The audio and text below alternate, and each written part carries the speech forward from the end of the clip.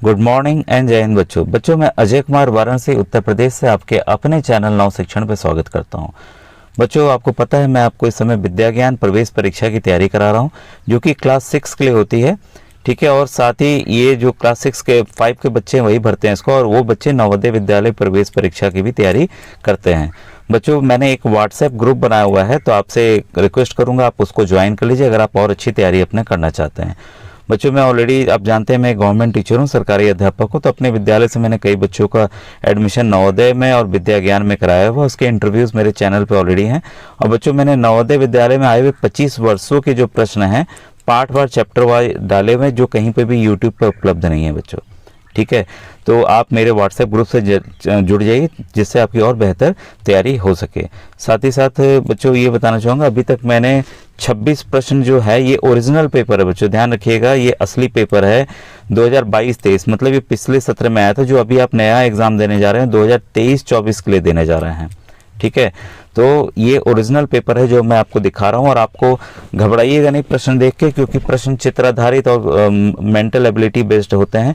तो आपको बस सवाल को अच्छे से पढ़ना है और आपको सवाल वाकई देखिएगा इतने इजी हो जाएंगे कि आप परीक्षा में घबराएंगे नहीं और आपके बहुत अच्छे नंबर आएंगे बच्चों। ठीक है, तो आइए आज के वीडियो को स्टार्ट करता हूँ क्वेश्चन नंबर 27 से। बच्चों ये क्वेश्चन नंबर 27 है। इसमें देखिए नीचे दिए गया चार्ट 4 शहरों के बीच की अनुमानित दूरी को दर्शाता है। ये बच्चों देखिए बेंगलोर है, ये कोचीन है, ये कोयम्बटूर है और ये चेन्नई है। इनके बीच की दूरी जो है बेंगलोर से कोचीन की दूरी 550 किलोमीटर है, कोचीन से कोयम्बटूर की दूरी 190 किलोमीटर है, कोयम्बटूर से चेन्नई की दूरी बच्चों 510 किलोमीटर है, और चेन्नई से बेंगलोर की दूरी 350 किलोमीटर है, और बेंगलोर और कोयम्बटूर की सीधी दूरी जो है 360 किलोमीटर है। अब सवाल देखिए क्या है, करण अभी बेंगलोर में है। ठीक है, वो करण यहाँ पर है बेंगलोर में है। ठीक है, उससे उसी यात्रा में बाकी सभी 3 शहरों की यात्रा करनी है। यात्रा करने के लिए उसे चित्र में दिए गए मार्ग में से किसी एक मार्ग को चुनना है। यदि वह सबसे छोटा मार्ग लेता है तो उसे कितनी दूरी तय करनी होगी। अब देखिए बच्चों सबसे छोटा मार्ग वही आपको किलोमीटर जोड़ना होगा, जो सबसे छोटा मार्ग आएगा तो वही इसका उत्तर होगा। तो देखिए बच्चों इसमें जो करण है वो बेंगलोर से पहले सबसे पहले जाएगा चेन्नई। ठीक है, चेन्नई गया तो चेन्नई का आप लिख लीजिए 350 किलोमीटर। ठीक है, फिर चेन्नई के बाद होते हुए वो जाएगा कोयम्बटूर, तो कोयम्बटूर का लिख लीजिए 510 किलोमीटर। ठीक है, कोयम्बटूर से जाएगा वो कोचीन, कोचीन का लिख लीजिए 190 किलोमीटर।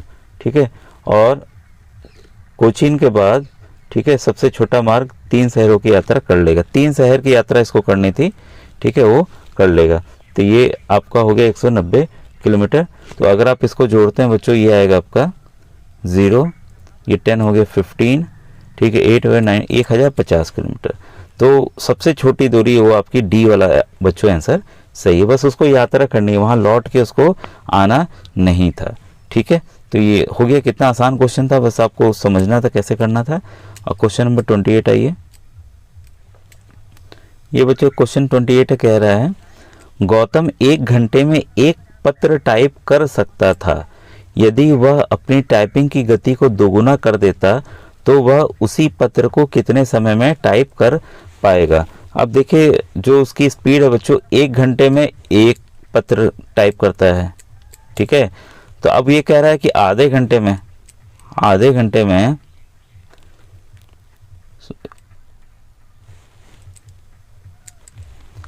अगर उसने स्पीड अपनी दोगुनी कर ली, मान ली किसी एक स्पीड से कर रहा है, उसने 1 पत्र किया, अब उसने स्पीड अपनी दोगुनी कर ली। ठीक है, दोगुनी कर ली तो स्पीड दोगुनी कर ली तो क्या होगा भाई, समय कम लगेगा ना। ठीक है, ठीक ये रिवर्स वाला है, रेसिप्रोकल वाला है, तो समय बच्चों लगेगा आधा घंटा। ठीक है, तो ये ऐसे ही आप समझ के कर सकते थे, इसमें बहुत ज़्यादा गणित लगाने की आवश्यकता नहीं थी। ठीक है, अब देखिए ये वाला सवाल क्वेश्चन नंबर 29। नीचे दिए गए चित्र 1 में एक चटाई दिखाई गई है। हाँ भाई चटाई दिखाई गई है नीचे। हर एक वर्ग में संख्या के अनुसार ब्लॉक को एक के ऊपर एक लगाया गया है। इस प्रकार से बना गया मॉडल चित्र 2 में दिखाया गया। अब यहाँ लगा दिया गया इस तरफ ब्लॉक के ऊपर ब्लॉक। ठीक है, अब ये सवाल कह रहा है देखिए ये कुछ नहीं था, यहाँ दीजिए, यहाँ देखिए एक है तो एक ब्लॉक लग गया, यहाँ एक है तो एक ब्लॉक लग गया, यहाँ दो है तो यहाँ पे दो ब्लॉक लग गए। यही है बच्चों, ध्यान दीजिएगा, ठीक है। अब देखिए ये सवाल यहाँ पर है आपका है, नीचे दिखाई गई चटाई को देखें। अब यहाँ देखिए संख्याएं अलग अलग हैं, ठीक है। सवाल क्या पूछ रहा है, देखिए ये सामने का दृश्य है, ये है, अगर हम सामने से देखें ऐसे, इस चटाई के आधार पर जो मॉडल बनेगा उसके सामने का दृश्य कैसा होगा। अब हमें देखिए ये जो दिया है बच्चों, ये साइड से एक टॉप व्यू की तरह दिया है। अब हमें क्या देखना है, इधर सामने से देखना होगा तो वो कैसा दिखाई देगा, ये हमें चाहिए इसका उत्तर, ठीक है। तो इसमें देखिएगा, ये आपका है प्रश्न संख्या 29। अगर आप इसको देखते हैं बच्चों, तो आपका जो सी वाला टाइप है, ये वाला टाइप जो है वो सामने से दिखाई देगा, ठीक है। उसके पीछे देखिए कारण क्या है कि ये देखिए सामने के ब्लॉक्स एकदम यहाँ दिखेंगे और यहाँ इसके ऊपर 3 ब्लॉक्स होंगे, ये पीछे वाला दिखाई ही नहीं दे पाएगा, ठीक है ना। तो इस आधार पे ये प्रश्न बच्चों सॉल्व होगा, ठीक है, क्योंकि हमें सामने से देखना था और ये आपके पीछे की तरफ आ रहा है, नहीं तो आप लोग कंफ्यूज होंगे शायद ये वाला उत्तर हो, ठीक है। तो इसका उत्तर क्या है बच्चों, सी। आइए नेक्स्ट सवाल को देखें। नीचे दिए गए चित्र को देखें, इनमें से कौन सा आकार घुमाए जाने पर बिल्कुल ऊपर वाले आकार के जैसा होगा। बच्चों देखिए ओरिजिनलिटी में तो हम तो घुमा नहीं सकते, ठीक है, तो आप इमेजिन कर सकते हैं अगर घुमा रहे हैं तो कौन सा चित्र बनेगा इसमें। तो इसमें बच्चों देखिए इसको आपको एनालाइज करना पड़ेगा, एक बार आप प्रश्न पत्र को भी घुमा सकते हैं अपने साथ में, ठीक है। तो अगर आप देखेंगे तो ये प्रश्न, ये उत्तर बी इसका बच्चों प्राप्त होगा घुमाए जाने पर, ठीक है। अब आइए क्वेश्चन नंबर 31।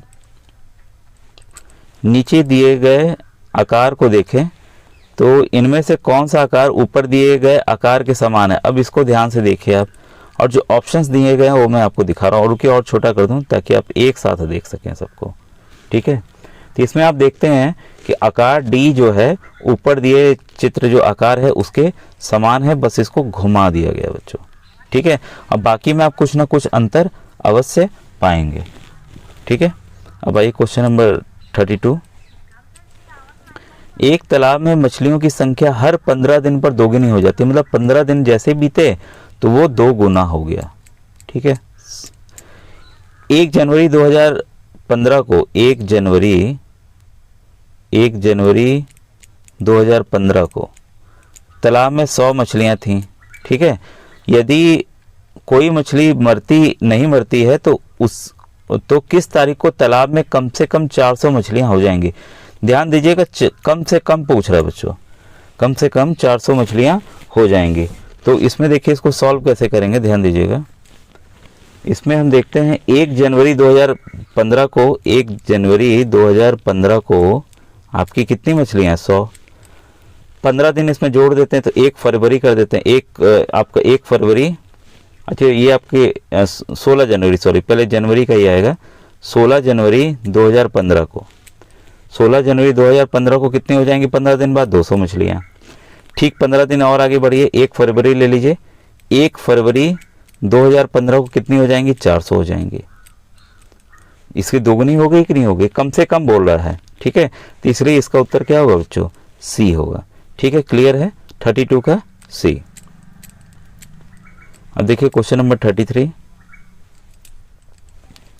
निम्नलिखित में से कौन सा आकृति युग्म एक साथ जोड़ने पर उन्हें किनारे से किनारे रखकर एक वर्ग बन सकता है, यदि आवश्यक हो तो आकृतियों को घुमाया जा सकता है। वर्ग बनाने के लिए आपको पता है बच्चों सिंपल सा है, देखिए अगर कोई वर्ग है, ठीक है, अगर हम इसको काटते हैं तो देखिए त्रिभुज मिल रहा है, एक ये त्रिभुज है और एक ये त्रिभुज है, ठीक है, 2 त्रिभुज मिल रहे हैं ना।